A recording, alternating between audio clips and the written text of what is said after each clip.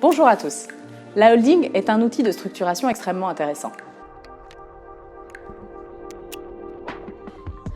Deux avantages majeurs. Le premier, elle permet de bénéficier d'un effet de levier financier sur les remontées de dividendes avec un régime d'imposition favorable. Le second, elle permet également d'envisager des réinvestissements lorsque l'on détient plusieurs sociétés bénéficiaires et rentables. En l'absence d'un groupe constitué au sein d'une holding, les détentions de sociétés ne permettent pas d'organiser des flux de trésorerie entre les différentes entités. D'une entité à l'autre, on peut avoir des résultats bénéficiaires et de la trésorerie importante et l'incapacité de pouvoir utiliser cette trésorerie pour réinvestir dans d'autres activités qui, elles, ne sont pas encore matures.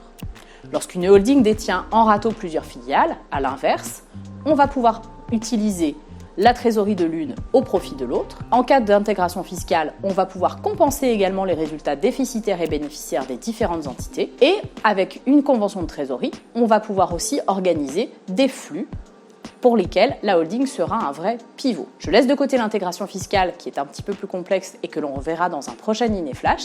On va se concentrer aujourd'hui sur le régime d'imposition des dividendes en régime dit mère-fille. C'est un régime de quasi-exonération.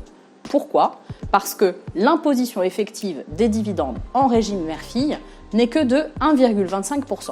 En effet, on va soumettre à l'impôt sur les sociétés, c'est-à-dire au taux de 25%, les dividendes sur une quote-part qui ne correspond qu'à 5% des dividendes bruts qui sont perçus, c'est-à-dire ceux qui sont versés par la filiale à sa mère holding. Les conditions pour pouvoir bénéficier de ce régime sont les suivantes. Bien évidemment, on doit être entre sociétés soumises à l'IS, de plein droit ou sur option. Si jamais on bénéficie du régime de faveur des PME, de 15%, on a quand même droit, bien sûr, au régime mère-fille. Cela concerne les titres de participation, c'est-à-dire les titres pour lesquels on détient 5% au moins du capital de la filiale. Le critère est un petit peu différent en présence d'une société mère qui est contrôlée par un ou plusieurs organismes à but lucratif. On est sur des règles un petit peu spécifiques que je ne développerai pas dans ce cadre. Cela doit concerner des titres de participation, c'est-à-dire que la société holding doit détenir au moins 5% du capital de sa société filiale pour pouvoir bénéficier de ce régime. Ce pourcentage de détention de 5% est apprécié au moment de la date de paiement du dividende. Il doit s'agir de titres de participation que l'on a depuis plus de 2 ans ou que l'on s'engage à conserver pour 2 ans au moins. Comment fonctionne le régime ? L'imposition des produits des filiales, donc les dividendes, c'est ce que je vous disais, est basée sur uniquement la quote-part de frais et charges de 5%.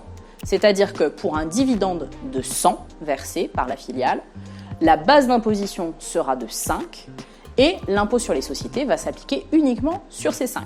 Donc on voit bien ici le système d'un frottement fiscal vraiment limité à peu de choses et c'est ce qui permet de réinvestir dans de bonnes conditions au sein de la holding la remontée de dividendes qu'on pourra redistribuer ensuite aux filiales sous forme d'avance de trésorerie. Dans l'intégration fiscale, même si je ne rentre pas dans le détail du régime, le régime est encore plus intéressant puisque la quote-part de frais et charges n'est que de 1% et par conséquent, l'imposition effective, elle, est ramenée à 0,25. Si vous avez besoin de plus de renseignements ou de savoir comment ceci peut s'organiser, comment vous pouvez créer une holding et organiser au sein de sociétés distinctes finalement une remontée de dividendes dans de telles conditions, n'hésitez pas à nous consulter. Vous pouvez également consulter tous nos Iné Flash sur notre chaîne YouTube. Allez vous abonner. Bonne fin de journée.